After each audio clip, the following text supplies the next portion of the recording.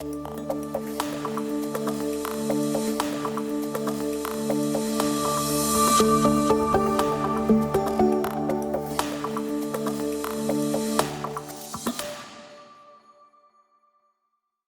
días a todos y todas. Comenzamos con la sesión plenaria, el mecanismo del menor valor presente de los ingresos como modelo para épocas de alta incertidumbre. Es un privilegio poder contar en este congreso con una presentación de Eduardo, Ronald y Alexander. Digo que es un privilegio porque los tres han estudiado en profundidad las APPs, especialmente en el contexto latinoamericano. Su libro, que estoy seguro muchos de ustedes conocen, Economía de las Asociaciones Público-Privadas, una guía básica, que se publicó en el 2014, es, a mi juicio, indispensable para todo profesional que trabaje o tenga interés en las APPs. No voy a leer sus currículums, porque creo que la mayoría los conoce. Los tres han publicado muchísimo en temas de APPs, en las mejores revistas internacionales, y han asesorado incontables gobiernos en Latinoamérica y en otras regiones. Yo conocí por primera vez el mecanismo del valor presente de los ingresos para adjudicar APP justamente en una presentación que Eduardo hizo cuando estaba escribiendo el libro, y me pareció en su momento fascinante porque nunca me había planteado los problemas que tiene el fijar un plazo de duración fijo contractualmente en una APP o en una concesión. Y tal vez el problema de fijar un plazo de una APP es que el riesgo de demanda, especialmente en infraestructuras como aeropuertos y caminos, es exógeno, está fuera del control del concesionario, del operador privado. Y el mecanismo del valor presente de los ingresos, que ahora explicarán Eduardo, Ronald y Alexander, que se puede utilizar para adjudicar APPs, tiene claras ventajas para mejorar la asignación de riesgos y por lo tanto reducir las renegociaciones y mejorar el desempeño de una APP. Y la relevancia del mecanismo del valor presente de los ingresos gana importancia en un contexto de alta incertidumbre como el que estamos viviendo con el COVID-19. Bueno, estoy seguro que va a ser una presentación realmente muy buena, y para ello les pido que vayan enviando las preguntas a medida que las tengan, y yo las voy a ir consolidando para cubrir la mayor parte de ellas en la sesión de preguntas y respuestas. Entonces le doy la palabra a Eduardo, que entiendo él va a hacer la presentación de unos 25 minutos y después seguimos con preguntas. Muchas gracias. Adelante, Eduardo. Muchas gracias, Tomás, por la presentación y también por el fondo ayudarme con el comienzo de la presentación, ¿no? Porque tu resumen de lo que es valor presente de los ingresos fue muy buena. Lo que voy a hacer es algo autocontenido, pues no voy a suponer que la gente lo conoce, y obviamente voy a resaltar lo que es novedoso y que es la relevancia que creemos tiene valor presente de los ingresos, que tienen estas concesiones de plazo variable en el escenario actual de pandemia y lo que viene los años que viene post pandemia. Como ya mencionaste, este es un trabajo conjunto con Ronald Fischer y Alexander Galetovich, con quienes llevamos 25 años ya trabajando estos temas. Vamos entonces a la presentación. ¿Me confirmas, Tomás, que se ve ahora pantalla completa? Sí, se ve muy bien. Muy bien.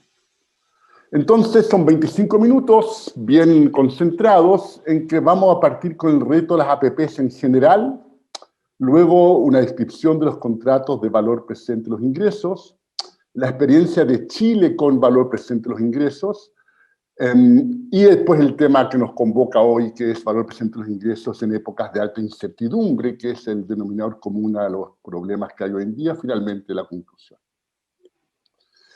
Como se dijo en la primera presentación de la mañana, de hecho, las APPs en gran medida son sobre asignación de riesgo. Es el elemento central que puede hacer la diferencia entre un buen programa de APPs o un fracaso en un programa de APPs. Y dentro de esos riesgos, uno de los más importantes es el riesgo de demanda. que tiene en lo que nos va a convocar hoy día, que son carreteras y aeropuertos, que tiene dos componentes. La primera depende de variables económicas. ¿Cuánto crece el país? ¿Cuánto crece la región dentro de ese país? ¿Qué sucede con distintas demandas por distintos medios de transporte? Todo eso es exógeno al concesionario. Y muy importante, ¿no? Si un país crece al 2% anual o al 6% anual durante los 30 años que dura la concesión, las diferencias van a ser enormes en la demanda que va a enfrentar ese concesionario, y eso no depende de él, y por lo tanto, en una idea básica en economía, que es asignar los riesgos a quien mejor puede gestionarlo, no es buena idea asignarlo al concesionario. Y por otra parte está lo que es la calidad de servicio. Si doy mala calidad de servicio, aun si tengo un poder monopólico, va a haber menos gente interesada en mi servicio. Esa parte sí depende del concesionario, pero en el caso de lo que en la jerga económica se llama servicios contratables, yo puedo escribir un contrato y después fiscalizarlo en forma simple, yo puedo poner ese un contrato y por lo tanto no es un tema. Y en el caso de carreteras y aeropuertos, uno puede definir variables observables con calidad de servicio de modo que también se cumple eso. Entonces, la parte que depende del concesionario puede ir en el contrato y el resto del riesgo de demanda no hay por qué asignarlo al concesionario. Sin embargo, en la práctica, la inmensa mayoría de las concesiones de carretera y aeropuertos asignan ese riesgo de demanda al concesionario. Como ese riesgo es muy grande, los concesionarios presionan, exigen garantías de ingreso para poder bancarizar sus proyectos. Y cuando las cosas van mal, renegocian los contratos para que el proyecto sea, para lograr el equilibrio financiero, para que sea financieramente rentable. Esto no es bueno desde el punto de vista de bienestar social. Por una parte, si obligo al concesionario a asumir un riesgo que ni siquiera puede gestionar, me cobra caro, pues me cobra un premio por riesgo y no hace nada socialmente útil. Entonces es el peor escenario, no pagar por nada. Segundo, acá van a haber garantías que se van a pagar en malos escenarios, que es el momento en que los recursos fiscales son más valiosos en el margen y es en ese momento en que voy a tener que pagar esto. Y además, todo esto se ha mencionado durante la mañana, no se contabilizan debidamente estos contingentes, estos recursos contingentes. Después, el hecho que tengamos al concesionario asumiendo un gran riesgo de demanda lleva a muchas renegociaciones oportunistas.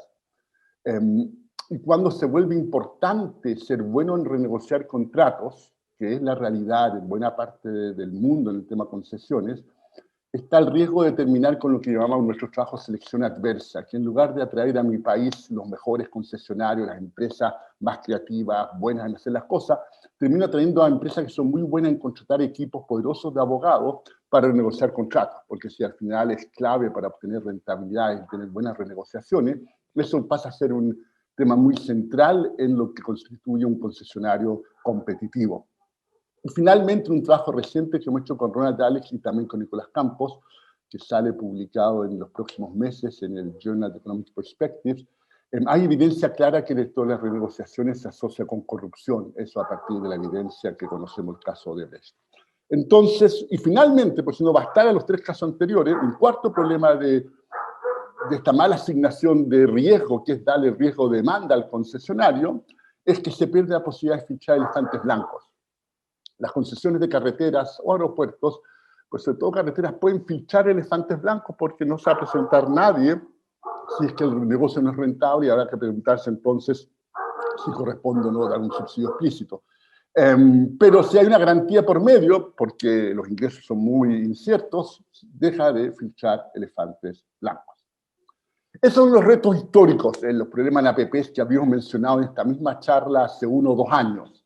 Los que no habríamos mencionado, y sí mencionamos hoy, después de más de 1 año en pandemia, son los siguientes. La incertidumbre de demanda en este momento es aún más alta que la que les describí hace un momento. Por una parte, a pesar de que se está comenzando un proceso de vacunación a pasos muy disímiles en todo el mundo, no sabemos cuándo va a ser el fin de la pandemia.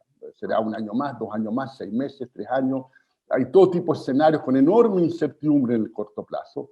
Y a eso podemos agregar que en el mediano y largo plazo van a venir cambios estructurales de la demanda por aeropuertos y carreteras. ¿Cuánto de que en este momento la gran mayoría de nosotros está en su casa de esta reunión, cuánto estas reuniones a distancia van a seguir en el futuro, qué sucede con todos los viajes que hacíamos por motivos de trabajo, cuánto esos viajes van a continuar en el futuro y cuánto no, no lo sabemos. Es un elemento de incertidumbre enorme que un concesionario que va a participar en la licitación de una carretera o un aeropuerto va a tener enorme incentivo en no tener que asumir esos riesgos porque no puede hacer nada al respecto y sin embargo van a afectar su negocio de manera importante. Por otra parte, saliendo de esta pandemia, los países que tenían espacio fiscal se lo gastaron. Chile, Perú, Paraguay, es otro caso de América Latina, y en buena hora, para eso uno tiene espacio fiscal en crisis, y los que no tenían tienen aún menos, y por lo tanto los recursos fiscales van a ser aún más escasos que en épocas normales, y por lo tanto la provisión pública como una opción tampoco va a ser muy atractiva para proveer carreteras a aeropuertos, porque, como sabemos, las reglas contables contabilizan inversión pública como deuda, como déficit, a diferencia de lo que es APP, que no lo contabilizan. Es otra historia si es bueno o malo, pero ese es un dato de la causa. Y finalmente, los ministerios de Hacienda tampoco van a estar fascinados con la idea de dar garantías de ingreso mínimo, o de ingreso ni siquiera mínimo. Acá van a ser garantías generosas de ingreso para atraer APP, que es lo que tendrían que hacer si se usa plazo fijo. Entonces, la pregunta que nace acá naturalmente es si no habrá un mecanismo de mejor asignación del riesgo de demanda para concesiones, y ahí viene el contrato de valor presente de los ingresos. Acá va la definición: el gobierno, el regulador, el ministerio, fija la tasa de descuento. Puede ser una tasa variable, pero es una tasa fijada por la autoridad. Las firmas compiten por el valor presente de los ingresos por peajes que recibirán durante la concesión. Es decir, quiero 300 millones de dólares, digo 300 millones, independiente cuánto demore. ¿Okay? Gana quien ofrece el menor valor presente de los ingresos. Y finalmente la concesión dura hasta que el ganador recolecta el monto de la oferta ganadora. Acá va un ejemplo simple porque ilustra cómo esto funciona para quienes no lo conocen. Supongan un proyecto que tiene un costo de 600 unidades, 600 millones de dólares, y dos escenarios de demanda. Con demanda alta son 100 millones en demanda todos los años, en ingresos. Y con demanda baja son solo 50 millones. Acá está resumido para los primeros 12 años. 100 millones anuales en alta demanda, 50 en baja demanda. En promedio el valor esperado es 75. Veamos ahora qué pasa con plazo fijo. Bueno, si yo fijo plazo fijo, necesito recuperar mi inversión. Vamos a suponer lo que hacen los economistas, que los beneficios son cero, es decir, que hay un retorno normal a los factores empleados en este negocio. En cuyo caso, vamos a tener entonces que va a necesitar de 8 años, porque el valor promedio es 75, por 8 da 600. Y por lo tanto, si la demanda resulta ser alta, voy a tener 800 de ingreso, mi inversión de 600, estamos suponiendo que no hay mantenimiento, y por lo tanto una utilidad, un beneficio de 200. En cambio, si la demanda es baja, ingresa solo 400, 50 por 8, 600 en mi inversión inicial y pierdo 200. Beneficio esperado, 200 la mitad de las veces, pierdo 200 la otra mitad, porque los dos escenarios son igual de probables, por lo tanto, cero. Sin embargo, ninguna empresa va a estar dispuesta a participar en esto porque las empresas no asumen riesgo gratuitamente. Acá, para una empresa es muy distinto tener este escenario a tener cero garantizado, y por lo tanto falta un premio por riesgo, que lo introducimos acá si se ven bien los colores en azul. Agregué 2 años más. Ahora, en el escenario de alta demanda, ingresan 1000. Siempre gasto 600 y por lo tanto tengo 400 como beneficio. En el escenario de baja demanda, aumentó ahora 500 mis ingresos, mis costos son 600, pierdo solo 100. En promedio, pierdo entonces 150, que es la diferencia de estos dos dividido por 2. Y ese es el premio por riesgo, de modo que para el concesionario esto vale cero, son retornos normales los factores que está empleando, pero para la sociedad hemos perdido una cantidad importante de recursos. Vamos ahora a plazo variable. Con plazo variable, yo voy a pedir 600 si es competitiva la licitación. Ese es el equilibrio de una licitación competitiva. Si la demanda es alta, la concesión dura 6 años hasta que colecto 600. Si la demanda es baja, dura 12 años hasta que colecto también 600. En los dos escenarios mis ingresos son 600, mis costos son 600 y mi beneficio es cero. Tengo un beneficio esperado de cero, que recuerden es retorno normal a los factores. Hay una utilidad acá contable de seguro. y no se necesita un premio por riesgo porque no asumo ningún riesgo de demanda. Esa es la idea central que ya había resumido muy bien Tomás en la introducción. Esto se puede cuantificar, esto reduce el premio por riesgo. En mi trabajo con Ron y Alex en el Journal of Political Economy, estimamos que para valores típicos de América Latina en un 30%, así son números grandes que estamos ahorrando a la sociedad al usar el valor presente de los ingresos. Pero también, y de hecho bajo ciertos supuestos, es el mejor contrato de concesión de carretera. Pero tiene otras ventajas adicionales. Reduce la demanda por garantías de ingresos, que en este momento es sumamente valioso para los ministerios de Hacienda, y reduce las realizaciones oportunistas porque una de las principales excusas o motivaciones para renegociar es precisamente cuando la demanda resulta ser baja. Bueno, cuando la demanda resulta ser baja, en el caso de valor presente de los ingresos, no importa, si la demanda fue baja, dura más tiempo, pero mi ingreso total está garantizado. ¿Qué es lo que están pidiendo los concesionarios y que se mencionó en las sesiones anteriores? Que una extensión del plazo. Acá la extensión del plazo venía en el contrato original y no requiere ninguna decisión de la autoridad. Vamos a un tema que fue tema de toda una sesión, el tema de cómo compenso debidamente cuando pongo fin anticipado a una APP. Bajo plazo fijo, y se vio en esa reunión, así que no lo voy a insistir acá, es bien complicado, es bien complejo tener algo que sea justo y al mismo tiempo simple y objetivo. Bajo BPI es sumamente sencillo. Si yo pedí 600, y por el motivo que sea, por ejemplo, porque hay que ampliar y la demanda fue tan alta que quiero agregar nuevas pistas a la autopista, a la carretera, quiero construir unas nuevas pistas, bueno, simplemente si al año 3 quiero hacer esto y han recaudado 300, la compensación justa son los 300 restantes que había pedido. Es la diferencia entre un valor observable, que es la oferta ganadora, y lo que se ha recolectado.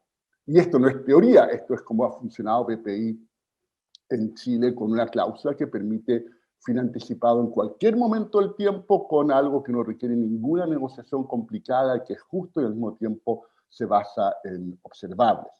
También permite, por el mismo motivo de que tengo que el concesionario me ha revelado los ingresos que requiere para un negocio que le es atractivo en una situación de competencia, de modo que además ha anticipado rentas, tengo entonces que también puedo tener peaje de congestión que varían año a año. Nuestros colegas economistas de transporte tienen modelos muy sofisticados que dicen que desde el punto de vista del bienestar social, lo ideal son año a año ir modificando los peajes por distintos escenarios de congestión, lo cual es bien complicado hacer en una concesión porque va cambiando mucho el ingreso del concesionario. Bajo BPI eso no es un tema y se puede hacer fácilmente. Y finalmente mitiga la maldición del ganador e incentiva a la firma a concentrarse en reducir sus costos, algo que observó Tirol cuando comentó el primer trabajo que escribimos sobre esto allá hace más de 20 años. La idea acá, ¿no es cierto?, es que como le elimino el riesgo de demanda o lo reduzco notablemente, las firmas ya no tienen que concentrarse en algo que igual no pueden estimar, que igual no depende de ellos, y al hacer su oferta se concentran en cuáles serían sus costos, lo cual también tiene un beneficio para la sociedad. Limitaciones de BPI. La más importante de que da menos incentivos para atraer demanda, porque tengo asegurado mi ingreso, y por lo tanto, si hay acciones mías que atraen demanda y me cuestan dinero, no tengo por qué hacerlas. Ahora, esas acciones son solo del tipo calidad de servicio, y eso va en el contrato, en el caso de carreteras y aeropuertos, de modo que se corrige por ese lado y no es un tema. Pero sí explica por qué BPI no es una buena opción, de hecho, para cierto tipo de infraestructura, por ejemplo, empresas sanitarias o una escuela, ¿okay?, en que sí es muy importante la calidad del servicio y no es fácil de escribir un contrato que le especifique bien. Y finalmente, también otra limitación de BPI es que hay mayores requerimientos institucionales. Por ejemplo, bajo BPI es necesario que el regulador, el gobierno, el Estado, tenga la capacidad de fiscalizar cuántos boletos está cortando, cuántos peajes se están pagando por la carretera, ¿no es cierto? Si no está esa capacidad, el concesionario puede engañarlo con el monto que está recaudando. En cambio, una concesión de plazo fijo que dura 30 años, no hay la posibilidad de engañarlo con los 30 años que van a suceder. El caso de aeropuertos, hay una pequeña diferencia con BPI. Lo crucial, y también está en la instrucción de Tomás, que fue muy buena, es precisamente que el riesgo de demanda es exógeno. Eso está detrás del elemento central de BPI. Pero en el caso de aeropuertos, eso es solo parcialmente cierto. Es cierto que la demanda por ingresos aeronáuticos, es decir, los servicios de aeropuerto en general es exógeno, pero los ingresos no aeronáuticos, como los restaurantes que hay en aeropuertos o los verdaderos shopping malls, que son algunos aeropuertos también en América Latina, está el caso de Lima, Ciudad de Panamá, en Brasil hay varios, ese tipo de fenómenos. Sí quiero yo un concesionario creativo y que busque la mejor combinación de tiendas posible. En el caso de aeropuertos, entonces, lo que hemos mostrado es que se tienen las buenas propiedades de PPI en la medida que la variable de licitación sea el ingreso que proviene solo de los ingresos aeronáuticos, solo de los derechos para usar el aeropuerto, pero no los negocios anexos como los estacionamientos, los hoteles, los restaurantes y las tiendas. De hecho, en un paper más reciente, en 2018, mostramos que bajo esas condiciones hay varios escenarios en que PPI nuevamente sigue siendo el contrato óptimo, y esto aplica en especial al caso de aeropuertos. En el tema financiamiento, todavía a nivel teórico, una de las principales críticas a BPI, que no es válida, pero que hay que mencionar, es que porque es plazo variable, esto hace más difícil obtener financiamiento. Que los financistas habitualmente están acostumbrados a plazo fijo, y plazo variable los complica. Acá va la respuesta conceptual, y después pasamos a la práctica. La respuesta conceptual es que los flujos de ingresos, que son claves para obtener financiamiento de una concesión, son los mismos bajo plazo fijo o valor presente del ingreso. Eso es el elemento central para mostrar entonces que BPI es mejor, porque esencialmente lo que tiene BPI es que en escenarios de bajo demanda incluye una extensión automática del plazo de la concesión para poder pagar a los bonistas desde el punto de vista de financiamiento. Y eso, desde el punto de vista financiero, claramente va a ser atractivo. Esa es la teoría. La práctica es de que esto ha funcionado muy bien en Chile, que viene en la sección que sigue. Antes de la experiencia chilena, esto es el primer contrato de plazo variable tipo BPI, no fue licitación competitiva, pero el resto es idéntico a BPI, que fue el puente Rey Isabel II en el Gran Bretaña, en Reino Unido, en la Dartford Crossing, en el río Támesis. Esto es en los años 80, ya que es la primera experiencia. Han habido experiencias en varios países de plazo variable, pero poca. El único país en que ha sido sistemático en un gran número de casos es el caso de Chile, por eso estamos seguramente acá invitados. Y acá ustedes ven el monto acumulado de inversiones en APPs en Chile. Partimos con el gris, y puro gris, hasta como fines de los 90, y eso era porque teníamos plazo fijo. La primera concesión de plazo variable es el 98, que es la ruta de Santiago a las dos principales ciudades, o la principal puerto de Chile, que es Valparaíso, Punta Viña del Mar, en que fue un BPI, pero después pasan varios años en que no hay BPI, y después poco a poco empezó a aumentar BPI hasta que pasa a ser el método privilegiado a partir del 2005-2007, y finalmente, si ustedes ven acá, la línea amarilla y la línea gris son bastante parecidas, alrededor de la mitad. ¿Qué es este azul? Este azul es algo bien interesante para efecto de la situación que estamos ahora en América Latina y el mundo.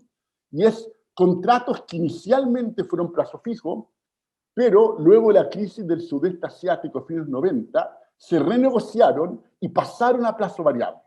Entonces, estos celestes terminaron siendo plazo variable, pero comenzando siendo plazo fijo. De hecho, si incluimos amarillo más celeste, más de la mitad de la inversión en Chile hoy en día es un contrato de valor presente de los ingresos. ¿Por qué? ¿Cómo se financió esto? La gran pregunta para muchos de los asistentes y también los colegas del BID es, bueno, ¿cómo se financió? Desde el comienzo hubo conciencia de lo clave que es poder prender los flujos. El Project Finance esencialmente corresponde a poder, de forma muy eficaz, prender los flujos futuros para financiar un proyecto de infraestructura. Y eso la ley chilena se recogió muy bien en la ley inicial de APP de mediados de los 90. El regulador financiero también contribuyó al decidir que las clasificaciones de riesgo de un crédito solo dependen del riesgo de flujo de caja, no del tipo de contrato, de modo que no sesga en contra de BPI, sino que al final termina siendo a favor de BPI porque el flujo de caja va a tener menos riesgo cuando tome en cuenta que el plazo se extiende automáticamente en escenarios de baja demanda. Ustedes saben, en este grupo lo saben todos, que el financiamiento de una APP es muy distinto durante la construcción y durante la operación. Una vez que está el proyecto ahí, cambian la fuente de financiamiento y las cosas se facilitan. Pues bien, durante la construcción, como ha funcionado BPI en Chile, es con créditos estos post 2007-2008, después de la crisis subprime, donde desaparecen las monolines. Esta es la situación actual, que es lo relevante. Ha sido con créditos sindicados, un banco típicamente lidera estos créditos, pero participan también aseguradores, esto es bien interesante, y fondos privados. Los fondos de pensiones no pueden por un tema regulatorio que se espera resolver en Chile, pero ellos sí entran después de que está en operaciones. Los fondos de pensión acá solamente pueden participar a través de fondos públicos. Finalmente está el riesgo de prepago. Con BPI, ¿no es cierto? Cuando las cosas van bien, voy a prepagar el crédito y eso podría parecer como un argumento contrario a BPI o que encarece el financiamiento. Sin embargo, los prepagos que uno no quiere o que encarecen los proyectos son cuando es un prepago discrecional, en que el acreedor elige el momento de prepagar, que es lo que pasa cuando uno se endeuda para comprar una casa, ¿no es cierto? Que uno elige los momentos de bajas tasas para hacer el prepago y los bancos no les gusta eso. Y cobran. Pues bien, en este caso el prepago lo determina la demanda, que creció rápido y por lo tanto llegué a lo que pedí en mi oferta ganadora más rápido de lo pensado. Pero no depende de un hecho que decía el concesionario. Segundo, cuando prepago típicamente un escenario bueno, porque llegamos más rápido a esa meta y por lo tanto las tasas típicamente no están bajas, de modo que no hay una correlación que va a encarecer esto. Esa nuevamente es la teoría. En la práctica se refleja esto en el hecho que en Chile las concesiones por BPI básicamente tienen la opción de prepago y la tasa a la cual se paga es el máximo entre la tasa original del contrato y la tasa corriente.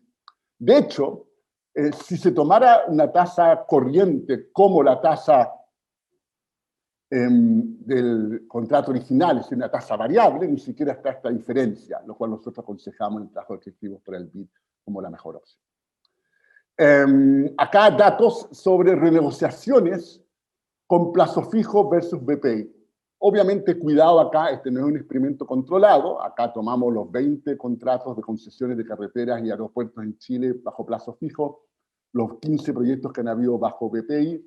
Tomamos un periodo idéntico, como son contratos de larga vida, no podemos comparar periodos distintos, tomamos simplemente el periodo de construcción y después también los primeros 8 años de operación.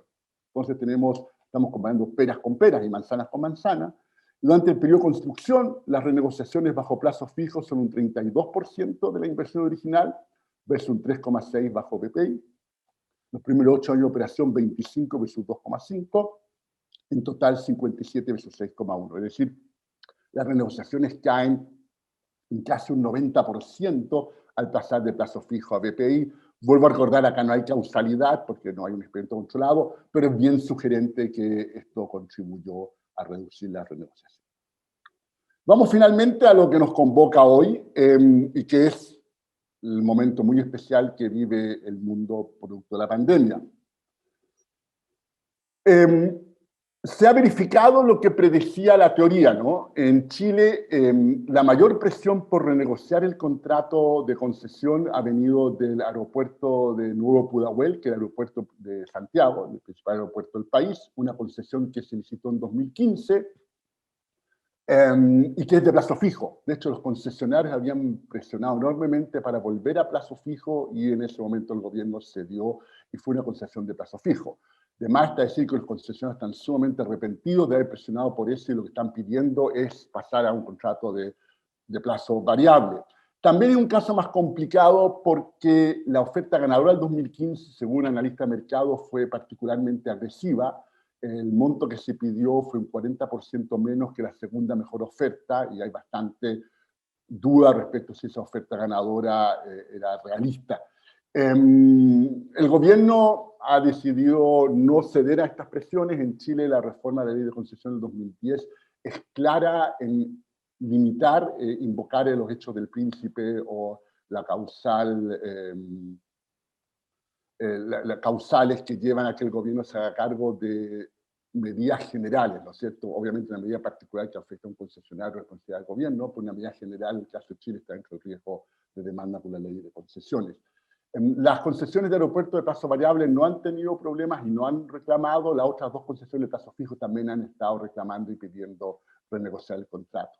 Es decir, este es un evento bien concreto en que las concesiones de plazo variable ayudan enormemente porque el concesionario tuvo meses en que la demanda cayó fuertemente, en Santiago también hubo 2 o 3 meses en que cayó un 90%, pero en todo aquel contrato de plazo variable, eso simplemente significa que se extiende el plazo de concesión y para el concesionario no tiene un impacto, al menos no un impacto grande sobre sus beneficios. Un tema, ¿no es cierto?, es qué se hace con los contratos actuales, así se renegocia, y está la opción de pasar de plazo fijo a plazo variable. En el documento que redactamos para este bien público regional, para el BPR, para el BID, está algunas ideas de cómo hacer esto en forma seria y objetiva, y de ahí en adelante no tiene las ventajas de BPI, aunque no tuvo la licitación competitiva. Por eso es muy importante que el momento en que uno pasa ahí, la compensación se ajusta, y eso requiere un poco de cuidado porque no hay cifras objetivas, dado que no hubo una licitación por BPI inicialmente. Pero vamos al caso más interesante, son las nuevas APPs. ¿Ok? Con las fuentes de incertidumbre que tenemos y que ya mencioné, la duración de la pandemia y cambios estructurales en la demanda por carreteras y aeropuertos, las ventajas de BPI en este contexto son enormes, ¿cierto? No se asigna el riesgo concesionario de demanda al concesionario y no requiere garantías de ingresos, es decir, claramente los concesionarios van a venir felices. En mi experiencia con concesionarios en Chile es que hace 1 o 2 años estaban muy reacios a BPI, no les gustaba, y parte ni siquiera de la pandemia. Ya en Chile hemos tenido mayor incertidumbre económica a partir de octubre de 2019 con una revuelta social, y de ahí en adelante los concesionarios han pasado a ser los grandes defensores de BPI porque simplemente enfrentan mayor incertidumbre en su negocio. La pregunta de fondo, antes de pasar a todas las preguntas que ustedes tengan, junto con Alex para responderlas, es, ¿y si BPI es tan bueno, por qué no se usa más? ¿No? Es la típica, la adaptación de la pregunta, si usted sabe tanto de mercados, ¿por qué no es millonario? Y la respuesta tiene 2 elementos, creo. La primera es una percepción errada sobre la dificultad de financiamiento. Nos dimos cuenta de eso con Ronald y Alex.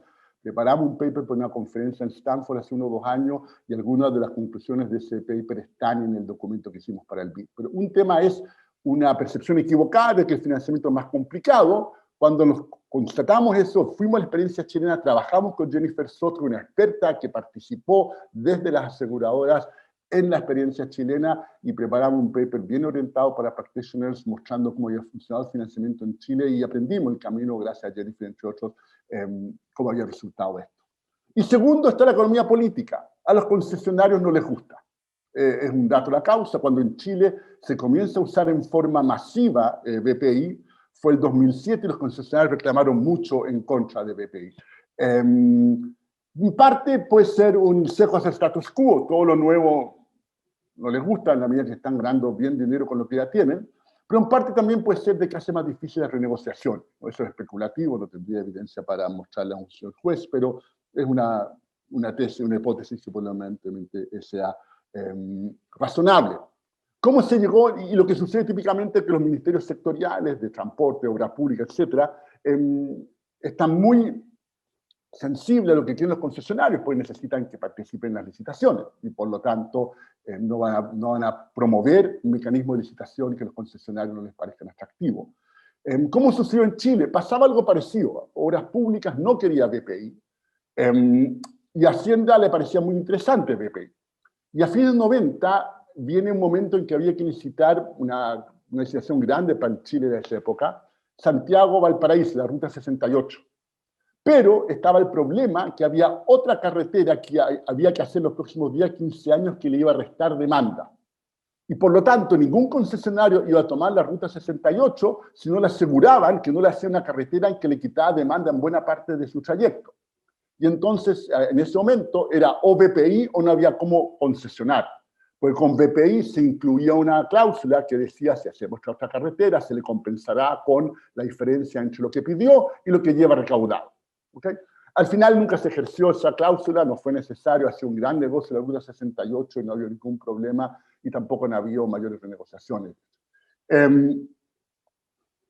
Bien, ahí está esa historia, digamos, y finalmente en ese área actual, entonces, no tiene sentido que los concesionarios asuman el riesgo de demanda. es un riesgo muy grande, no van a querer asumirlo. Si el gobierno lo asume, ¿no es cierto?, y les da garantía a los concesionarios, los ministerios de Hacienda tampoco van a estar contentos con eso. No es buena política pública por varios motivos que vimos al comienzo, y la pregunta final entonces, si este no será el momento para que haya un uso masivo de BPI en América Latina. Y con esa pregunta, y espero haber estado razonablemente dentro del tiempo, doy por terminada la presentación. Súper, muchas gracias, Eduardo. Hay, la verdad, bastantes preguntas, muy bueno. Tal vez empezar por una que es, has mencionado en un momento de tu presentación que este mecanismo es mucho más eficiente para evitar elefantes blancos, ¿no? Es decir, inversión en infraestructura que no tiene sentido para la sociedad, ¿no?, en su conjunto.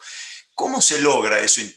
¿Cuál es la explicación intuitiva comparado con el sistema de No, a plazo ver, fijo? ahí déjame explicar eso, Tomás. No, mencioné el elefante blanco al comienzo cuando hablaba de concesiones en general.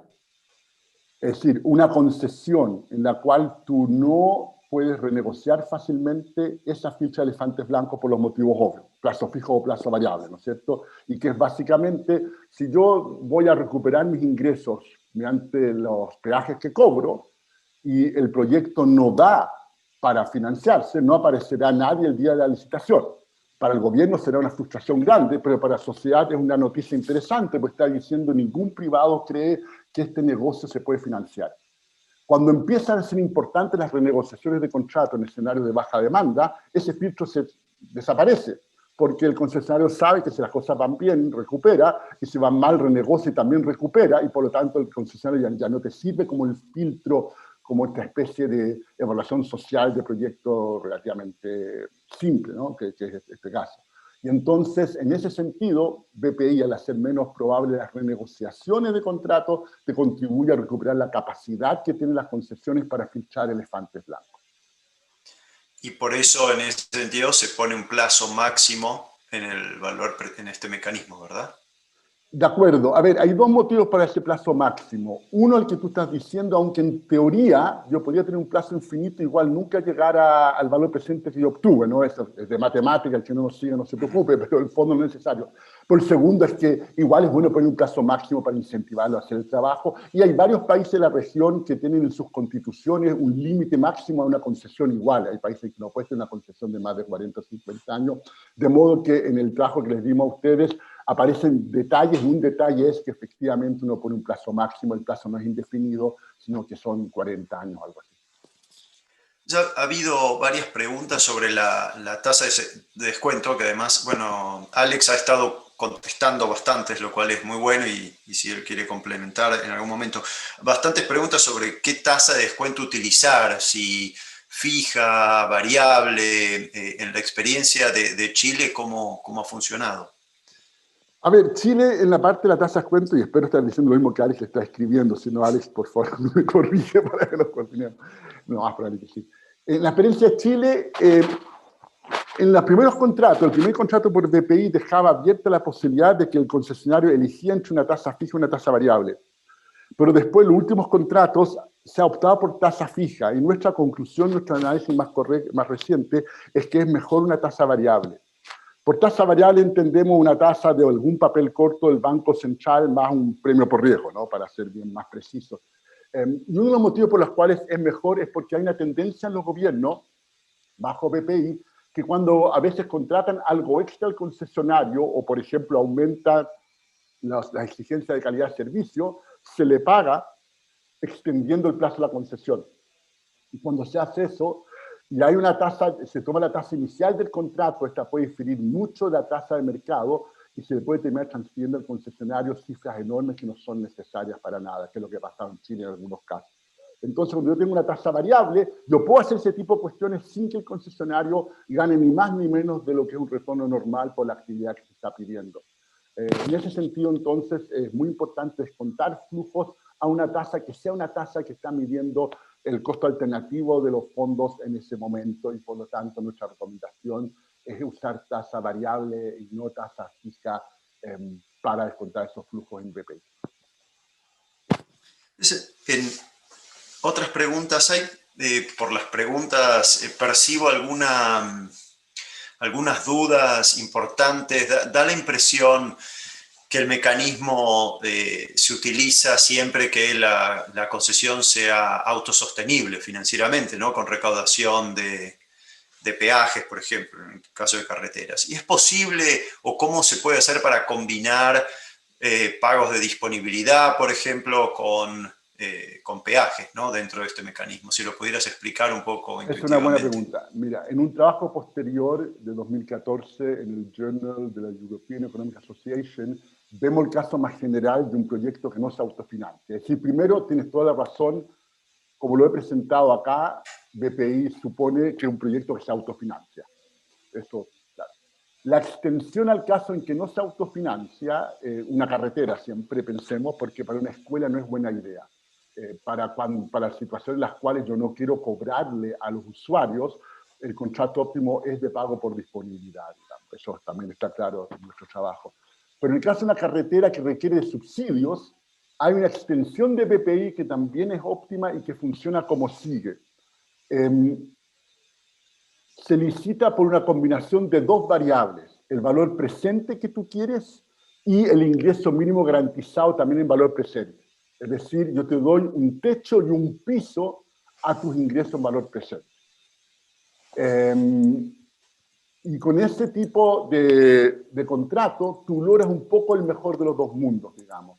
Logras todas las ventajas de reducir el riesgo de demanda, digamos, pero al mismo tiempo tienes en cuenta que también es caro subsidiar a los concesionarios, que lo que te cuesta $1 o $1 que tú le pasas de fondos públicos tiene un costo adicional porque ese peso pasa por la burocracia estatal y por lo tanto hay una pérdida en el camino y por lo tanto busca un equilibrio justo entre evitar el riesgo de demanda al concesionario, pero también reducir los subsidios que paga el Estado.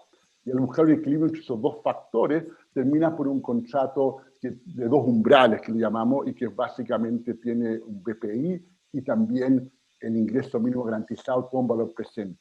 Pero es muy, muy interesante lo que mostramos ahí, es que ese contrato significa menos subsidio en valor esperado que una licitación por menor subsidio, que se usa mucho. Muchas veces cuando tengo que subsidiar, lo que se hace es asignarlo a la empresa que me ofrece el menor subsidio. El problema que tiene eso es que ese menor subsidio no es contingente a la demanda. En cambio, cuando tú trabajas con BPI, el subsidio es contingente a la demanda porque me completa la recaudación que obtengo con peaje con la diferencia para llegar al monto que yo necesitaba para participar en la licitación. Y nuevamente entonces tiene un ahorro de premio por riesgo sustancial e importante.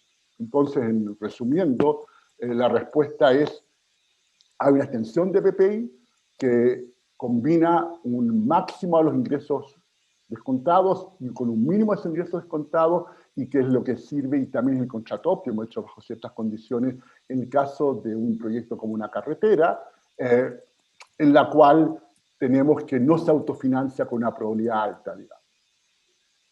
Entiendo, es lo que se está usando en Colombia, ¿verdad? Con las últimas licitaciones en el programa 4G, ¿no? De combinar este mecanismo. Confieso que no he seguido el detalle de lo que se está usando en el 4G, por lo cual prefiero leerlo y te lo comentaré feliz en algún momento en el futuro, digamos. Pero no sé que usan alguna variante de BPI. Vi algo hace muchos años cuando estaban diseñando eso que era distinto a lo que yo habría puesto, pero no sé lo que están usando ahora, así que prefiero no hacer, no sé si Alex lo ha seguido como para responder esa pregunta.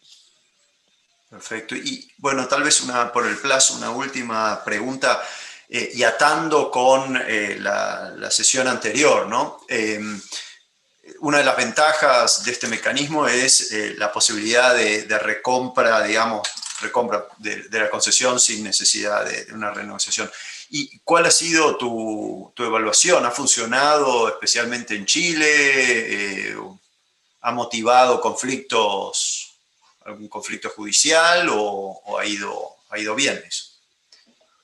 A ver, en la parte de recompra por fin anticipado, en la práctica no ha existido la necesidad, no se ha invocado, digamos. Lo que ha habido, ahí tenés un tema para, no sé si para el próximo año en este PPR, hay todo un tema que probablemente es común en la región, al menos en Chile ha sucedido. Cuando termina la primera ola de la primera concesión, muchas veces los ministerios son un tanto lentos en preparar la licitación del próximo proyecto. Entonces parten por tener que extender el contrato inicial simplemente porque no comienzan a tiempo a pensar cuál sería la nueva concesión, si quieren agregar una pista adicional o cosas por el estilo. Esta misma concesión del aeropuerto Pudahuel hubo que extenderla varios años, pues no se hizo a tiempo. Y hay todo un tema entonces de cómo pensar una institucionalidad en que de forma relativamente automática los ministerios preparen con tiempo las nuevas licitaciones. Preparar una buena licitación, un nuevo proyecto, toma un par de años, no es algo que se hace en 2 o 3 meses, digamos, y el corto plazo se come a los gobiernos, en todo el mundo, digamos, y muchas veces se traduce en que ni siquiera se está pensando con suficiente anticipación el qué hacer con el nuevo contrato. Pero yendo a tu pregunta concreta, BPI permite una recompra muy simple, es el valor, la oferta ganadora menos lo que lleva recaudado. Si ofreció 600 y yo he recaudado 200, le pago 400, le puedo restar un poco porque se ahorra mantenimiento de operación. Esto está en los contratos de BPI en Chile como una cláusula estándar escrita con la sumatoria y todo lo que hay que calcular, pero esto se operacionaliza en forma muy, muy exitosa y ha funcionado bien en el sentido que está incluido entre las opciones que tiene este tipo de contrato, digamos. Lo otro es la pregunta, ¿quién paga? Los ministerios de Hacienda pueden no estar muy contentos con la idea de tener que desembolsar de un día para otro los 400 millones que faltaban. Lo que uno puede hacer ahí es que si uno prepara bien la transición y de modo que se licita antes de que termina el contrato original, uno puede pedirle al nuevo concesionario que el nuevo concesionario se haga cargo de ese pago. ¿Ok? Pero eso requiere detalle. Me acuerdo en el caso de Chile estuvo a punto de usarse esta cláusula y una complicación muy grande es que, no sé, la concesión terminaba en noviembre, pero el dinero se obtendría el año siguiente desde el punto de vista de los presupuestos de la nación, ¿no es cierto? Había un año con un déficit enorme de producto de esto que se recuperaba el año siguiente, pero al gobierno le importa mucho el déficit del año presente. Entonces, muy importante ahí la fineza de que los tiempos calcen. Si uno tiene que los tiempos calzan, uno puede también evitarle cualquier desembolso al Estado producto de esta recompra. Bien, y abusando, dado que vamos a utilizar el plazo variable para esta sesión, así que nos pasamos un par de minutos. Tal vez una última pregunta, algunos sobre cómo incorporar riesgos ambientales, sociales que llevan a demoras en la disponibilidad de terrenos o en costos más elevados por la necesidad de mitigar riesgos ambientales en particular. Alex, a ver, yo he hablado más de la cuenta y tampoco puedo ver lo que respondió. Alex, ¿quieres responder tú eso? Sí, ahí los riesgos son equivalentes con plazo fijo, con plazo variable. La diferencia que aquí se puede hacer de una manera más expedita, porque lo eficiente generalmente ahí es que el riesgo lo asuma el mandante de la obra, que es el gobierno. Y el gobierno puede ir reembolsando los gastos, los costos que signifiquen estas cosas, agregándolos al valor presente. Y ya sea se pueden manejar mediante pagos directos del presupuesto o bien mediante el valor presente que va a recaudar la obra. Pero más bien eso es una cuestión más bien de manejo de contabilidad fiscal y de manejo fiscal, más que del patrimonio de asignación de riesgo. Lo saludable es que eso siempre esté en manos del gobierno que es el que manda la obra, ¿no? Oh, perfecto. Nada, muy claro. Muchísimas gracias. Bueno, ahí ya estamos, ahora sí, con el tiempo. Le pasaría la palabra a Claudia o Ancor, no sé quién cierra la jornada de hoy. Pero muchísimas gracias, Eduardo, Alex, por la presentación.